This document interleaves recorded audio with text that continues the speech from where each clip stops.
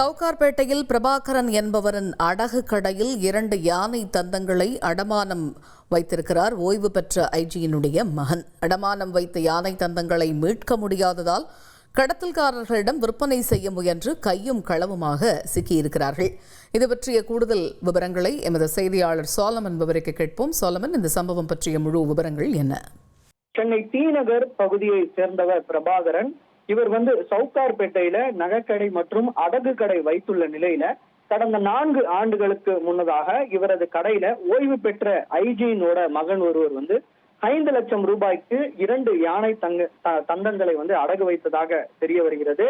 மேலும் பணம் திருப்பி செலுத்த வேண்டிய கால அவகாசம் முடிந்தும் அடமான வைத்த இந்த யானை தந்தத்தை மீட்க முடியாததால இதனால பிரபாகரன் 2 யானை தந்தங்களை அங்க விற்பதற்காக முயற்சியில் ஈடுபட்டுள்ளார். தரகர் மூலமாக முயற்சியில் ஈடுபட்டுள்ளார். இது குறித்தான தகவல்கள் சுங்கத்துறை அதிகாரிகளுக்கு கிடைத்துள்ள நிலையில இந்த யானை தந்தங்களை விற்கிறது தொடர்பாக சுங்கத்துறை அதிகாரிகளே நாடகமாடி இந்த தரகர் கும்பல் மற்றும் விற்க முயன்ற பிரபாகரன் உள்ளிட்ட 7 பேரையும் கைது செய்துள்ளனர்.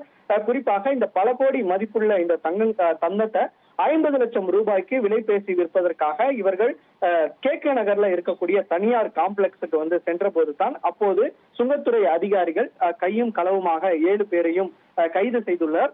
கைது செய்யப்பட்ட இவர்களிடமிருந்து 2 யானை தந்தங்களையும் சுங்கத்துறை அதிகாரிகள் மீட்டு இதனை வனத்துறை வேளச்சேரி வனத்துறையிடம் ஒப்படைத்துள்ளனர். கைது செய்யப்பட்ட 7 பேரையும் போலீசார் கைது செய்து இவர்களை சைதாப்பேட்டை நீதிமன்றத்தில் ஆஜர்படுத்தி அவர்களை சிறைக்குள் அடைத்துள்ளனர். கைது செய்யப்பட்ட 7 நபர்களையும் தற்போது போலீசாரும் கஸ்டடி எடுத்து விசாரணை நடத்த திட்டமிட்டிருப்பதாக தகவல்கள் தெரிவிக்கப்பட்டுள்ளது.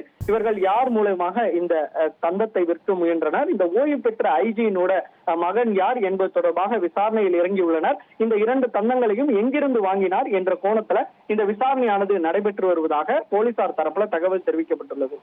தகவல்களுக்கு நன்றி சோலமன். உங்கள் தந்திவன் தொலைக்காட்சியில் கணபதியே வருவாய் தினமும் காலை 7 மணிக்கு காண தவறாதீர்கள்.